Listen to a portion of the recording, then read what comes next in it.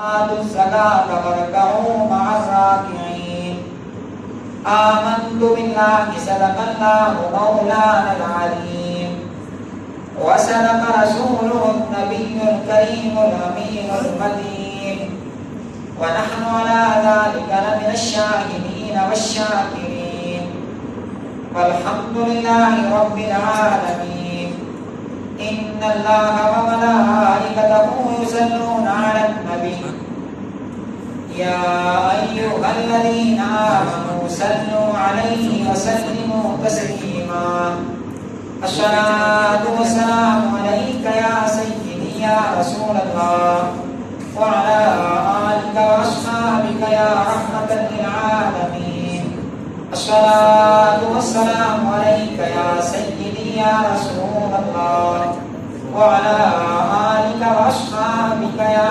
خاتم النبيين. اللہ تبارک و تعالیٰ کی حمد و ثنا کے بعد حضور نبی کریم رؤوف الرحیم احمد مجتبیٰ حضرت محمد مصطفیٰ صلی اللہ علیہ وآلہ وسلم کی بارگاہ مقدسہ میں درود و سلام کا نذرانہ پیش کرنے کے بعد رب کریم کہ حضور دعا ہے کہ وہ آیت کریمہ کو صحیح طور پر سمجھنے اور ہم سب کو اس پر عمل کرنے کی توفیق عطا فرمائیں. سامعین عزیزدار، میں نے آپ کے سامنے قرآن مجید فرقان حمید کی اس آیت کریمہ کے پڑھنے کا شرف حاصل کیا. اس میں اللہ تبارک و تعالی نے نماز کی اہمیت کا بیان فرمایا. چنانچہ میرا رب قرآن میں ارشاد فرماتا ہے کہ وَأَقِيمُوا الصَّلَاةَ وَآتُوا الزَّكَاةَ وَارْكَعُوا مَعَ الرَّاكِعِينَ. تم نماز قائم کرو، زکات ادا کرو، وَارْكَعُوا مَعَ الرَّاكِعِينَ، اور رکوع کرنے والوں کے ساتھ رکوع کرو. تو یہاں سے یہ بھی ثابت ہو جاتا ہے کہ جماعت کے ساتھ نماز پڑھنے کے قرآن سے بھی ثابت ہے. رسول اللہ صلی اللہ علیہ وآلہ وسلم نے فرمایا بنی الاسلام علی خمس شہادت ان لا الہ الا اللہ وان محمد رسول اللہ واقام الصلاۃ وایتاء الزکاۃ وصوم رمضان وحج البیت. رسول اللہ صلی اللہ علیہ وآلہ وسلم نے فرمایا کہ اسلام کی بنیاد 5 چیزوں پر رکھی گئی ہے. اس بات کی گواہی دینا کہ اللہ تبارک و تعالیٰ کے سوا کوئی عبادت کے لائق نہیں، اللہ تبارک و تعالیٰ کے سوا کوئی عبادت کے لائق نہیں، کوئی معبود برحق نہیں. اور اس بات کی بھی گواہی دینا کہ رسول اللہ صلی اللہ علیہ وآلہ وسلم اللہ تبارک و تعالیٰ کے رسول ہیں. اور موجودہ زمانے میں اس بات کا چرچا کرنا کہ رسول اللہ اللہ تعالیٰ کے آخری رسول ہیں، آپ خاتم النبیین ہیں. اور وإقام الصلاۃ، نماز قائم کرنا، وإیتاء الزکاۃ، اور زکات ادا کرنا، اور رمضان کے روزے رکھنا، اور بیت اللہ کا حج کرنا. اس حدیث پاک میں یہ بات رسول اللہ صلی اللہ علیہ وآلہ وسلم نے واضح کر دی کہ اسلام کی بنیاد ان 5 چیزوں پر ہے. آج ہم دیکھتے ہیں کہ کسی نے گھر بنانا ہو، مکان بنانا ہو، تو ہماری یہ کوشش ہوتی ہے کہ ہماری بنیاد پختہ ہو. ہر شخص یہ کوشش کرتا ہے کہ گھر کی بنیاد مضبوط ہو، پختہ ہو، تاکہ وہ گھر تمام آفات و بلیات سے محفوظ رہے، بارش کے پانی سے محفوظ رہے، اسے کسی قسم کا نقصان نہ پہنچے. تو اس حدیث پاک میں رسول اللہ صلی اللہ علیہ وآلہ وسلم نے یہ بات واضح کر دی کہ اگر کوئی کامل مومن بننا چاہتا ہے، کوئی یہ چاہتا ہے کہ وہ کامل مومن ہو، تو ان میں یہ 5 چیزیں پائے جانا ضروری ہے. پھر میرا رب قرآن میں ارشاد فرماتا ہے کہ ان الصلاۃ تنہا الفحشاء والمنکر، کہ بے شک نماز بے حیائی اور برے کاموں سے روکتی ہے۔ آج ہم یہ دیکھتے ہیں کہ ہم نماز بھی پڑھتے ہیں، بے حیائی کے کام بھی کرتے ہیں، برے کام بھی کرتے ہیں۔ سوال پیدا ہوتا ہے کہ اللہ نے قرآن میں فرما دیا کہ بے شک نماز بے حیائی اور برے کاموں سے روکتی ہے، تو کیا وجہ ہے کہ ہم نماز بھی پڑھتے ہیں اور برے کام بھی کرتے ہیں؟ تو مفسرین فرماتے ہیں کہ قصور نماز کا نہیں، قصور ہمارا ہے۔ ہمارے اندر یہ تقویٰ نہیں ہے کہ ہماری نماز ہمیں برائی سے روکے۔ اگر انسان کے اندر یہ تقویٰ پیدا ہو جائے، وہ پرہیزگار ہو، تو ضرور اس کو اس کی نماز بے حیائی اور برائی سے روکے گی۔ وہ کیسے؟ نمبر 1، اس کا کھانا حلال کا ہو، اس کا پینا حلال کا ہو، اس کا رہن سہن وہ حلال کا ہو، اس کا اٹھنا بیٹھنا یہ شریعت کے مطابق ہو، تو تب اگر کوئی شخص نماز پڑھے گا تو یقیناً اس کو اس کی نماز بے حیائی اور برائی سے روکے گی۔ آج ہم یہ بات کرتے ہیں کہ ہم نماز پڑھتے ہیں، لیکن ہماری نماز ہمیں بے حیائی اور برائی سے نہیں روکتی۔ اس میں قصور ہمارا اپنا ہے، نہ کہ نماز کا۔ اگر انسان اپنے آپ کو درست کرے، اپنے اندر تقویٰ پیدا کر لے، تو یقیناً اس کو اس کی نماز بے حیائی اور برائی سے روکے گی۔ پھر اللہ تبارک و تعالیٰ فرماتا ہے وَلَذِكْرُ اللَّهِ أَكْبَرُ، اللہ تعالیٰ کا ذکر بہت بڑی چیز ہے۔ انسان ذکر کرتا ہے تو اس کا دل پاک ہو جاتا ہے۔ رمضان میں ہم نے دیکھا تمام مساجد نمازیوں سے بھری ہوئی تھی۔ آج رمضان کے بعد پہلا جمعہ ہے، تو آپ ساری مسجدوں میں جائیں، آپ کو بہت تھوڑے نمازی نظر آئیں گے۔ آج مسلمان جگہ جگہ ظلم کا شکار ہو رہے ہیں، تو وہ اس وجہ سے کہ ہم نے اسلام کو بھی اپنے فائدے کے لیے استعمال کیا۔ اگر اس یوں کہا جائے کہ رمضان کا مہینہ آ جاتا ہے تو ہم سارے مسلمان ہو جاتے ہیں، جیسے ہی رمضان کا مہینہ گیا تمام کام شروع ہو گئے۔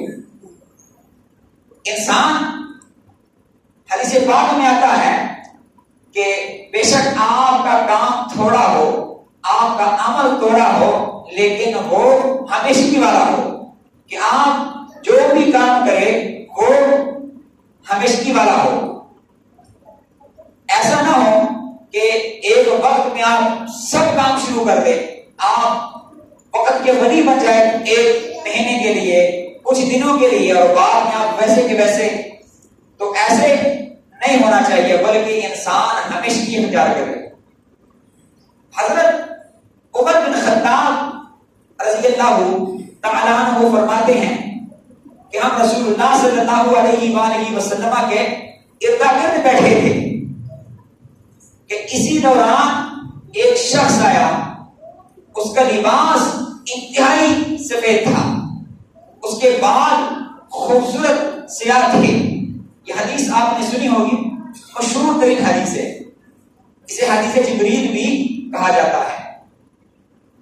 تو حضرت عمر بن خطاب رضی اللہ تعالیٰ عنہ فرماتے ہیں کہ وہ شخص آئے اور آ کر رسول اللہ صلی اللہ علیہ وآلہ وسلم کے سامنے دو زانوں ہو کر بیٹھے۔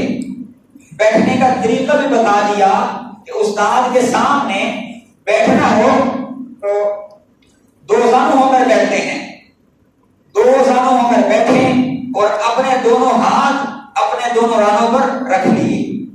سوال کیا، یا رسول اللہ علیہ السلام، الاسلام، اسلام کیا ہے؟ تو رسول اللہ صلی اللہ علیہ وآلہ وسلم نے فرمایا، اسلام یہ ہے کہ تم اللہ تبارک و تعالیٰ کو وحدہ لا شریک مانو، اور حضرت محمد صلی اللہ علیہ وآلہ وسلم کو اللہ کا آخری رسول مان لو، نماز قائم کرو، زکوٰۃ ادا کرو، رمضان کے روزے رکھو، اور اگر استطاعت ہو تو بیت اللہ کا حج کرو۔ تو حضرت عمر فرماتے ہیں کہ بیٹھنے والے شخص نے عرض کی قال صدقت، کہ آپ نے سچ فرمایا۔ حضرت عمر فرماتے ہیں کہ میں بڑا تعجب ہوا کہ عجیب شخص ہے، سوال بھی خود کرتا ہے اور تصدیق بھی خود کرتا ہے۔ انسان پڑھنے کے لیے آئے تو وہ تو پڑھتا ہے، استاد اس کو بتاتا ہے، نہ کہ استاد کی وہ تصدیق کرتا ہے۔ تو حضرت عمر فرماتے ہیں کہ ہم خاموش رہے۔ یہاں سے ایک نقطہ یہ ملا کہ اگر کوئی شخص کسی عالم دین سے سوال کر رہا ہو تو تیسرے شخص کو اپنی ٹانگ اڑانے کی ضرورت نہیں ہے۔ یہ کام ہمارے لوگوں میں عام پایا جاتا ہے کہ ایک بندہ سوال کرے تو تیسرا بندہ اس میں ٹانگ اڑا لیتا ہے۔ اگر ایک سوال کرے تو ایک وقت میں وہی سوال کرے، کوئی دوسرا آدمی کھڑا نہ ہو جب تک اس کو اس کا جواب نہ ملے۔ حضرت عمر فرماتے ہیں کہ ہم آرام سے بیٹھے رہے۔ اس نے دوسرا سوال کیا، یا رسول اللہ علیہ السلام الایمان، ایمان کیا ہے؟ تو رسول اللہ صلی اللہ علیہ وآلہ وسلم نے فرمایا کہ ایمان یہ ہے اللہ تعالیٰ پر ایمان لانا، اس کے رسولوں پر ایمان لانا، اس کے فرشتوں پر ایمان لانا، اس کے کتابوں پر ایمان لانا، اچھی اور بری تقدیر پر ایمان لانا۔ تو حضرت عمر فرماتے ہیں کہ بیٹھنے والے شخص نے پھر عرض کی قال صدقت، آپ نے سچ فرمایا۔ اس نے تیسرا سوال کیا، مل احسان، احسان کیا چیز ہے؟ یا رسول اللہ علیہ السلام ہمیں احسان کے بارے میں بتائیں، احسان کیا چیز ہے؟ تو رسول اللہ صلی اللہ علیہ وآلہ وسلم نے فرمایا احسان یہ ہے کہ جب تم اللہ کی عبادت کرو تو اس طرح کرو کہ تم اللہ کو دیکھ رہے ہو۔ اگر تمہارے اندر یہ تقویٰ نہیں ہے، تم یہ محسوس نہیں کر سکتے، تو یوں سمجھو کہ اللہ تمہیں دیکھ رہا ہے۔ اور ہمارے علماء کرام فرماتے ہیں کہ جب انسان کا دل چاہے کہ وہ اللہ سے باتیں کرے تو وہ نماز پڑھے۔ جب وہ نماز میں کھڑا ہوگا تو وہ اللہ تعالیٰ سے کلام کرتا ہے، اور سمع اللہ لمن حمدہ، اللہ تبارک و تعالیٰ فرماتا ہے کہ ہم نے آپ کی سن لی۔ ہمیں تو یہ نہیں پتا کہ نماز کا فلسفہ کیا ہے۔ انسان سوچے تو صحیح، اللہ نے اتنی عبادتیں ہمیں عطا کی ہیں اور اس میں نماز کو 5 مرتبہ فرض کیوں کیا؟ دن میں ہم 5 مرتبہ نماز پڑھتے ہیں، اس کے علاوہ اشراق کی نماز ہے، چاشت کی نماز ہے، تہجد کی نماز ہے، نفل نماز پڑھتے ہیں۔ تو اس میں وجوہات کیا ہے؟ آج تک ہم نے یہ جاننے کی کوشش نہیں کی۔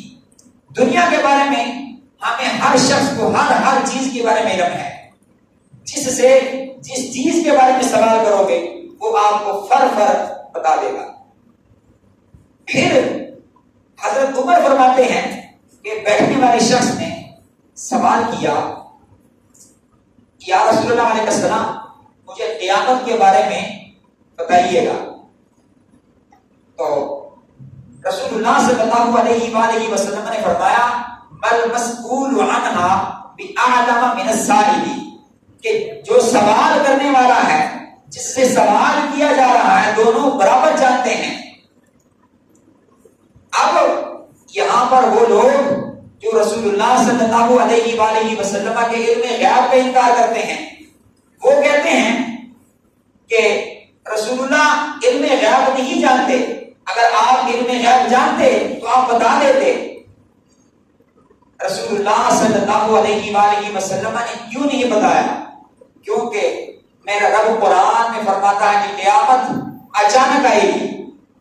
اگر رسول اللہ بتا دیتے تو اللہ کا کلام جھوٹا ہو جاتا، اور رسول اللہ صلی اللہ علیہ وآلہ وسلم کلام اللہ کا دفاع کرنے کے لیے آئے ہیں، نہ کہ کلام اللہ کو معاذ اللہ جھوٹا ثابت کرنے کے لیے۔ پھر بیٹھنے والے شخص نے عرض کی، چلو آپ نے قیامت کے بارے میں نہیں بتایا، تو نشانیاں بیان کر دیجئے۔ اب میں یہ سوال کرتا ہوں کہ اگر ایک آدمی نے یہاں سے لاہور جانا ہو، اس کو لاہور کے راستے کا پتہ نہ ہو تو وہ کیسے بتائے گا؟ میں سوال کرتا ہوں بھائی میں نے لاہور جانا ہے، مجھے بتائیے۔ تو جس کو علم ہوگا وہی بتائے گا کہ آپ نے وہاں جانا ہے، پھر آپ ڈاکہ دربار جاؤ گے، پھر آپ مینار پاکستان جاؤ گے، وہ سارا مجھے بتا دے گا بھائی آپ نے ایسے ایسے جانا ہے۔ تو رسول اللہ صلی اللہ علیہ وآلہ وسلم نے فرمایا سن لو نشانیاں کہ غریب چرواہے قسم کے لوگ وہ بڑے بڑے محلات بنائیں گے، ان کے بڑے بڑے گھر ہوں گے، ان کا بینک بیلنس، ان کا بڑا سٹیٹس ہوگا، اور وہ ان تمام چیزوں پر فخر کریں گے۔ آج آپ دیکھیں معاشرے میں، دیکھیں ایسے لوگ جو انتہائی قسم کے غریب تھے، ان کے پاس کچھ نہیں تھا، آج ان کا بڑا نام ہے، ان کے پاس بڑا بینک ہے، بڑا سٹیٹس ہے، ان کا یہ بڑا نام ہے۔ رسول اللہ صلی اللہ علیہ وآلہ وسلم نے ایک نشانی بیان کر دی۔ دوسری نشانی آپ نے یہ بیان فرمائی کہ لونڈی اپنے آقا کو جنم دے گی۔ موجودہ دور میں ہمارے علماء کرام، ہمارے مفسرین، ہمارے محدثین یہ نقطہ بیان کرتے ہیں کہ آج کے دور میں وہ ہمارے ماں باپ ہیں، کہ آج کے دور میں ماں کی یہ جرت نہیں ہوتی کہ وہ بیٹے کے سامنے بات کر سکے۔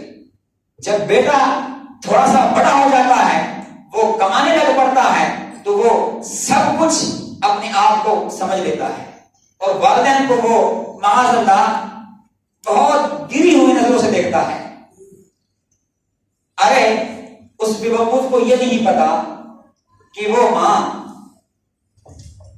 کہ جس نے اس کو 9 ماہ پیٹ میں اٹھائے رکھا، اس کی تمام مشقتیں برداشت کیے، اس کو بڑا کیا، نہ حرام دیکھا نہ حلال دیکھا، بچوں کے لیے کمایا، اسے جوان کیا۔ اب جب بچوں کی باری آئی کہ والدین کی پرورش کرے، اب وہ اس کی ماں کے اندر یہ جرت نہیں ہوتی کہ وہ اس کے سامنے بات کر سکے۔ اگر ماں کی قدر جاننی ہو تو حضرت اویس قرنی رضی اللہ تعالیٰ عنہ سے پوچھے۔ اللہ نے مقام دیا ان کو تو ماں کی وجہ سے دیا۔ رسول اللہ صلی اللہ علیہ وآلہ وسلم نے فرمایا آپ میرے پاس نہ آئیں بلکہ آپ اپنی ماں کی خدمت کریں۔ اور حدیث پاک کا مفہوم ہے کہ ایک صحابی رسول اللہ صلی اللہ علیہ وآلہ وسلم کی خدمت میں حاضر ہوئے، یا رسول اللہ علیہ السلام میں جہاد کرنا چاہتا ہوں۔ تو رسول اللہ صلی اللہ علیہ وآلہ وسلم نے فرمایا کیا تمہاری ماں ہے؟ تو انہوں نے آگے سے عرض کی یا رسول اللہ علیہ السلام جی ہیں۔ تو آپ نے فرمایا جاؤ اپنی ماں کی خدمت کرو، تمہیں جہاد کا ثواب مل جائے گا۔ آج اگر ہم ذلیل ہو رہے ہیں، دنیا میں جگہ جگہ مسلمان مظلوم ہیں، ظلم کا شکار ہیں۔ آج آپ فلسطین کو دیکھ لیں، وہاں پر وہ ہمارے بھائی ہیں، ان کے ساتھ کیا نہیں ہو رہا۔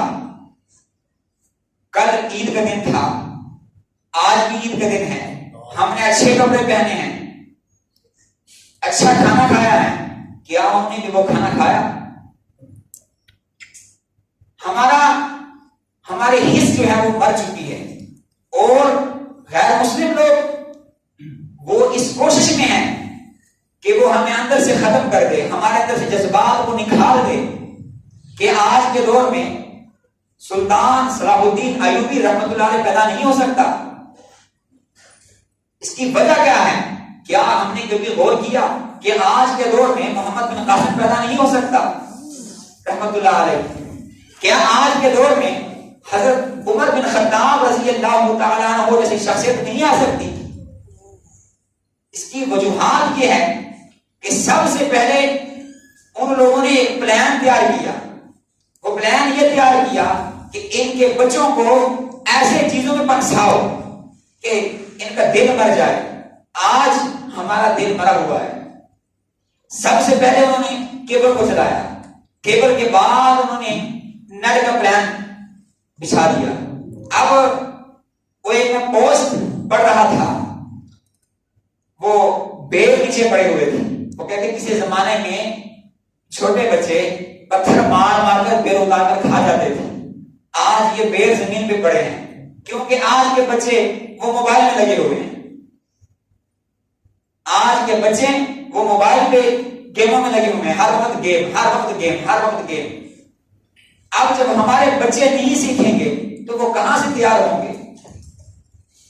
ان کو نہیں بتایا جائے کہ بھائی رسول اللہ صلی اللہ علیہ وآلہ وسلم نے فرمایا کہ مسلمان ایک جسم کے مانند ہے.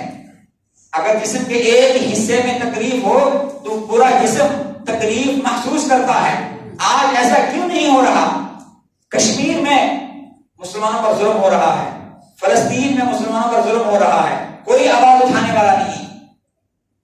اس کی کیا وجہ ہے؟ اگر اللہ کی قسم ایک اسلامی ملک جو ایٹمی طاقت رکھتا ہے وہ ایک طاقت پر بیان جاری کر دے تو ان کی بوٹی بند ہو جائے. لیکن ہم کہتے ہیں یہ بند کرو, یہ بند کرو, یہ بند کرو. علامہ خادم حسین رحمۃ اللہ علیہ وہ کیا کمال کے آدمی گزرے, لیکن ہم سنی اتنے بے وقوف ہیں. ہمارے جو کمال کے لوگ ہوتے ہیں وہ چلے جاتے ہیں, پھر ہم ان کو یاد کرتے ہیں. زندگی میں ہم نے ان کا ساتھ نہیں دیا. اور سلطان صلاح الدین ایوبی رحمۃ اللہ علیہ کا ایک قول ملتا ہے کہ ایک وقت آئے گا مسلمانوں کے پاس تمام ٹیکنالوجی موجود ہوگی لیکن یہ اپنے آقاؤں سے سوال کریں گے کیا ہم چلائیں. جو ان کے آقا باہر بیٹھے ہیں یہ ان سے سوال کریں گے کیا ہم اس کو استعمال کریں. آج وہی دور ہے. کوئی اسلامی ملک اس بات کے لیے تیار نہیں کہ وہ فلسطین کا ساتھ دے سکے. وہاں پہ ہماری ماؤں بہنوں کے ساتھ کیا کیا ظلم نہیں ہو رہا. کل ان پر بھی عید کا دن تھا. انسان سوچے تو صحیح, اور یہ موت ایک دن آنی ہے. حضرت خالد بن ولید رضی اللہ تعالیٰ عنہ آپ کا بہت بڑا جملہ ہے. اگر یہ جملہ انسان دل میں یاد رکھے تو وہ کبھی بھی موت سے نہیں ڈرے گا. آپ نے فرمایا اے لوگوں موت سے نہ ڈرو کہ جس جگہ موت لکھی ہوئی وہاں پہ موت آئے گی. اگر جنگوں میں موت آنا ہوتی تو خالد بن ولید کو موت آتی رضی اللہ تعالیٰ عنہ. آپ نے اتنی جنگیں لڑی ہیں, اتنی جنگیں لڑی ہیں, اور یہ اللہ نے آپ کو کمال عطا کیا جس جنگ میں بھی یہ جیت کر آئے. لیکن آپ کا وصال ہوا تو بستر پر ہوا. آپ نے فرمایا موت سے نہیں ڈرنا. یہ موت سے ڈرنا یہ کافروں کا کام ہے. اور آج انہوں نے وہ بات ہمارے دلوں میں ڈال دی. آج ہر مسلمان, میری انگلی خراب ہو جائے تو میں کوشش کرتا ہوں یار یہ خراب نہ ہو جائے, کہیں میں اس انگلی سے مر نہ جاؤں, کہیں میں اس زخم سے مر نہ جاؤں. ارے ہمیں بلا دیا گیا بھائی جس جگہ موت لکھی ہے اس جگہ موت آنی ہے. ٹھیک ہے انسان اپنا تحفظ کرے, اس کے بارے میں بھی ملتا ہے کہ انسان تحفظ کرے, لیکن جس جگہ موت آنی ہے کل نفس ذائقۃ الموت, موت کا وقت مقرر ہے. ہر جاندار نے مرنا ہے, کسی نے بھی نہیں بچنا. آج اگر ہم اور کچھ نہیں کر سکتے تو دعا کرے مظلوم مسلمانوں کے لیے کہ اے اللہ ہمارے ہاتھ میں اور کچھ نہیں ہے, ہم تجھ سے دعا کرتے ہیں کہ اللہ ان کی غیب سے مدد فرما. آج کوئی ایسا شخص پیدا فرما کہ وہ محمد بن قاسم رحمت اللہ علیہ جیسا کارنامہ سر انجام دے. ایک عورت کی آواز پہ آپ پہنچے اور آپ نے کافروں کا خاتمہ کیا. کل سننے میں آیا کہ اسرائیلی فوجی نے سلطان ایوبی رحمت اللہ علیہ کے مزار پر پاؤں مارا اور کہا کہ باہر آؤ, کہاں چلے گئے ہو, تمہارا بڑا نام ہے, تمہارا بڑا دبدبا تھا. تو ایک وقت آئے گا دوبارہ مسلمانوں کی حکومت آ جائے گی. غالباً ان کے بارے میں ملتا ہے کہ مقابلہ ہوا ان کا کافروں سے, تو کافروں میں ایک بڑا نام تھا. جب جنگ شروع ہوئی تو وہ آگے آ کر کہنے لگا کہاں ہیں ان کے محمد صلی اللہ علیہ وسلم؟ جو یہ بار بار ان کو پکارتے ہیں کہاں ہیں کہاں ہیں، تو یہ آگے بڑھے. وہ کہتے کہ رسول اللہ صلی اللہ علیہ وسلم وہ ایسے چھوٹے موٹے لوگوں کے لیے نہیں آتے، انہوں نے مجھے بھیجا. آگے بڑھے، اس کا سر تھن سے اتار دیا. آج ہم اللہ تعالیٰ سے دعا کرتے ہیں کہ اللہ تعالیٰ ہمیں بھی ایسے لیڈر عطا کرے کہ ان میں حقیقی شجاعت ہو، وہ اسلام کا درد رکھنے والے ہو، وہ مسلمانوں کا درد رکھنے والے ہو. اللہ تعالیٰ ہمیں ایسے لیڈر عطا کرے. تو جب یہ تمام باتیں رسول اللہ صلی اللہ علیہ وآلہ وسلم نے آنے والے شخص کے سامنے بیان فرما دیے، تو رسول اللہ صلی اللہ علیہ وآلہ وسلم نے فرمایا اے عمر جانتے ہو یہ کون تھے؟ تو حضرت عمر رضی اللہ تعالیٰ عنہ نے عرض کی اللہ تعالیٰ اور اس کے رسول زیادہ جانتے ہیں. تو رسول اللہ صلی اللہ علیہ وآلہ وسلم نے فرمایا یہ جبریل تھے اور تمہیں تمہارا دین سکھانے کے لیے آئے تھے. آپ تصور کریں، غور و فکر کریں کہ وہ کس کمال کے لوگ تھے، کتنے عظیم لوگ تھے کہ استاد اللہ نے عطا کیا تو رسول اللہ صلی اللہ علیہ وآلہ وسلم جیسے عظیم استاد عطا کیے، اکمل استاد عطا کیے. آج اس امر کی ضرورت ہے، اس بات کی ضرورت ہے کہ ہم اپنے بچوں کو یہ بتا سکیں کہ اسلام کیا ہے. اسلام کے بارے میں ہمارے بچے جان سکے کہ بیٹا آپ نے یہ کام کرنا ہے اور ضروری کرنا ہے. آپ نے نماز نہیں چھوڑنی، ٹھیک ہے آپ کا کام زیادہ ہے لیکن آپ نے نماز نہیں چھوڑنی. حضرت ابو ہریرہ رضی اللہ تعالیٰ عنہ بیان کرتے ہیں کہ رسول اللہ صلی اللہ علیہ وآلہ وسلم نے فرمایا تمہارا کیا خیال ہے کہ ایک شخص کے گھر کے سامنے سے نہر گزرتی ہو اور وہ اس نہر میں دن میں 5 مرتبہ غسل کرتا ہو تو کیا اس کے جسم پر کوئی میل کچیل باقی رہے گا؟ تو صحابہ نے عرض کی یا رسول اللہ علیہ السلام اس کے جسم پر کوئی میل کچیل باقی نہیں رہے گا.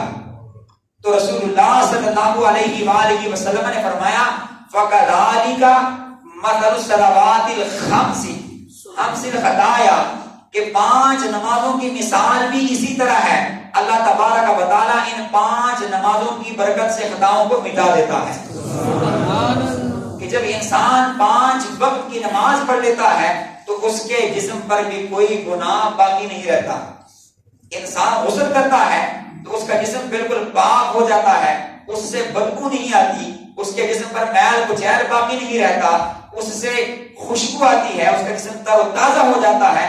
تو ایسے ہی جب انسان نماز پڑھ لیتا ہے اس کا جسم گناہوں سے پاک ہو جاتا ہے، اس کی روح تر و تازہ ہو جاتی ہے، وہ فریش محسوس کرتا ہے.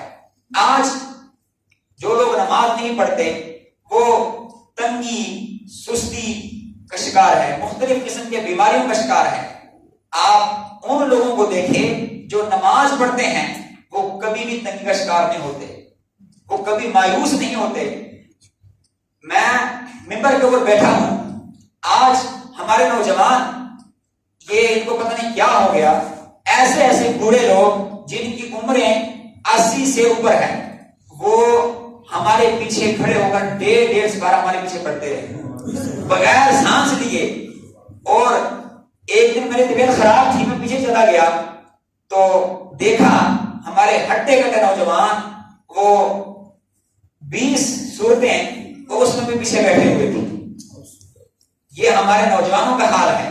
اور ایسے بوڑھے جن کی عمریں 80 سے 70 سے 60 سے اوپر تھی وہ ہمارے پیچھے 1.5 بارہ وہ پڑھتے رہے بغیر سانس لیے. یہ اللہ تعالیٰ نے ہمارے بزرگوں کو بہت برکتیں عطا کی ہیں. میں اللہ تبارک و تعالیٰ سے دعا کرتا ہوں کہ اللہ تبارک و تعالیٰ ہمارے نوجوانوں کو بھی ایسے برکتوں سے نوازے. اللہ تبارک و تعالی دنیا میں جہاں کہیں مسلمان مظلوم ہیں ان کی مدد و نصرت فرمائے.